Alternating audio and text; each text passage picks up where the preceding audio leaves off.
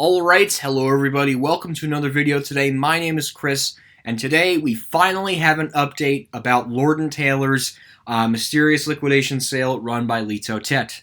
So as of today, Sunday, August 2nd, 2020, we have just learned today that liquidation sales have started at several Lord & Taylor locations across the East Coast as well as the Midwestern part of the United States of America.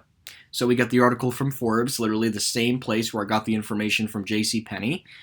So we have Lord & Taylor surprises Sunday shoppers with store closing signs at many locations.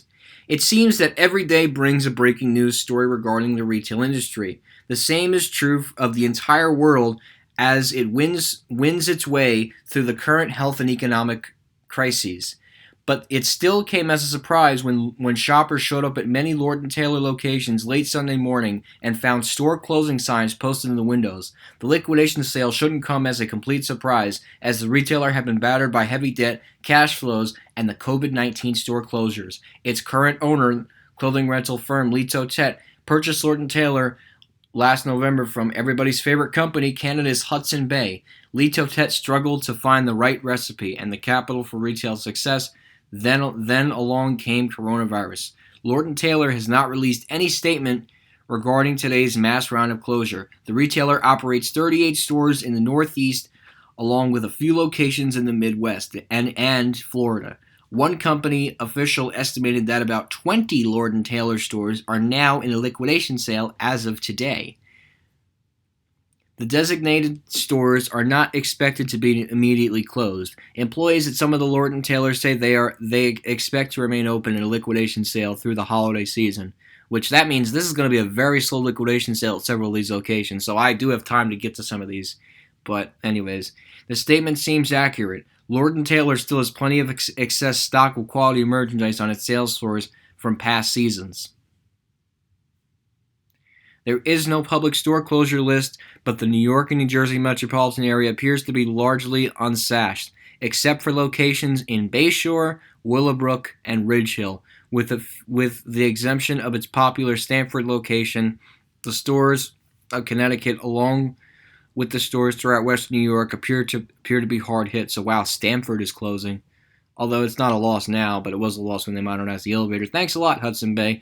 Lord & Taylor's Midwest presence is now reduced to just one Chicago store at the Woodfield Mall in Schmunberg. It showcased Chicago, so the Water Place Tower closed years ago. The 1955 Bala Sinwood Lord & Taylor on Philadelphia's main line, a solid performer and a Philadelphia retailer mainstay, has surprisingly made the list. Although unconfirmed, the other Philadelphia store at the King of Prussia Mall is also rumored to be closing as well. These two closures will mark the retailer's exit from the once lucrative Philadelphia market as the one that's closed in the Mauricetown Mall near the Cherry Hill Mall. The closing of the Lord & Taylor store, prominently located at the Prudential Center, comes as a surprise. It's a Back Bay Boston landmark and is suited right at the finish line for the Boston Marathon. The retailer's previous owner, Hudson Bay Company, spent millions to continuously update it over in recent years. The Chevy Chase, Maryland location appears safe for now and is operating in a business-as-usual format, but its neighboring branches in Fair Oaks, Columbia, and White Flint are not lucky. The White Flint, Maryland store has stylistically remained in business, even though the luxury shopping mall that it helped anchor was demolished years ago. A lawsuit between Lord & Taylor over the property's owner has kept White Flint from definitely in operation over the years. That's the Lord & Taylor White Flint. By the way, that Lord & Taylor does have an Otis Lexan. And if you guys can go check out that video after. Lord & Taylor has also thrown in the towel at its far-flung Boca Raton, Florida store, opened in 2012. Lord & Taylor Boca Raton marked a return to South Florida market after a 9-year absence. It was intended to be the first of the several Lord & Taylor stores that it would regain a Sunshine State presence, but the Florida expansion never materialized. The Sutton store closure sale comes at an interesting time for the retailer. Just days ago, Lord & Taylor announced that all stores had finally reopened after the COVID-19 closed all the locations in March. After it closed from COVID-19 restrictions, many analysts questioned if Lord & Taylor could ever return. On May 5th, Reuters reported that the retailer would only reopen to liquidate. As the store slowly came back to life, Lord & Taylor seemed to prove the reader's report wrong. The retailer did not liquidate. Maybe that's what makes today's clothing signs extra distressing. It is also unclear what will happen to the buildings that Lord & Taylor will soon vacate. Hudson Bay Company still owns the real estate, but Lee Totet has admitted to a good working relationship with Hudson Bay Company, and Lee Totet is not bond to maintain operations. These are a bunch of the Lord & Taylors, by the way. Lord & Taylor, Ridgewood Paramus, Falls Church, Washington Chevy Chase, Jenkinstown, Bala Sinwad in Philly, Garden City, Millburn, Manhattan, New York, Westchester, just a whole bunch of huge, significant losses. So we are now 12. Lord & Taylor, established in 1826. Founded in 1826, Lord & Taylor is regarded as America's oldest department store chain. It dominated Fifth Avenue with a style and authority and brought its legacy to other American cities. But after several owners, along with a changing retail world, Lord & Taylor has been severely wounded. Once a retail leader, it has been regated to an underdog status. People often like to root for underdogs, but Lord & Taylor needs more than cheerleaders. It needs cash and new merchandise. Today's store closing sales signs do not mark the end for Lord & Taylor. Some of its best performing locations, such as Manhasset, Eastchester, Stamford, and Chevy Chase, are still open for business. These popular branches cater to a loyal clientele, and these customers are likely to fight to keep their... Sorry, this thing is going incredibly slow, so I do apologize for that. Why is this going so slow?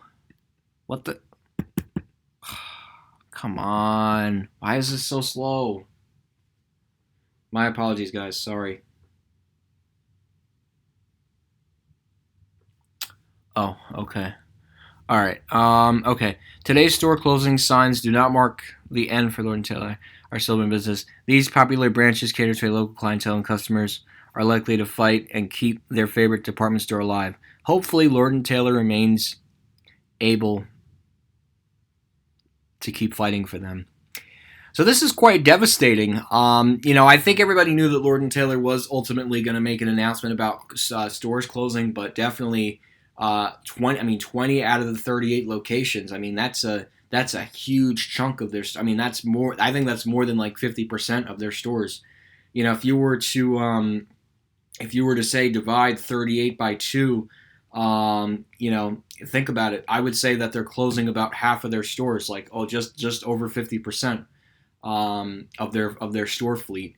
Willowbrook is a huge loss. I thought they would have closed Fashion Center. Wow, they're closing Willowbrook around here at least.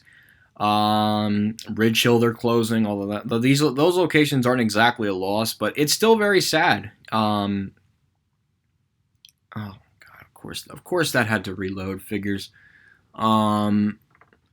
But yeah, very sad that a lot of these Lord & Taylor stores are closing, and these are some people now that have to start brushing up their resumes. So anybody working at these Lord & Taylor stores, I do wish the best of luck of wherever you decide to land after the stores close. I mean, the good news is these stores that are liquidating right now are going to be opened until what's it called?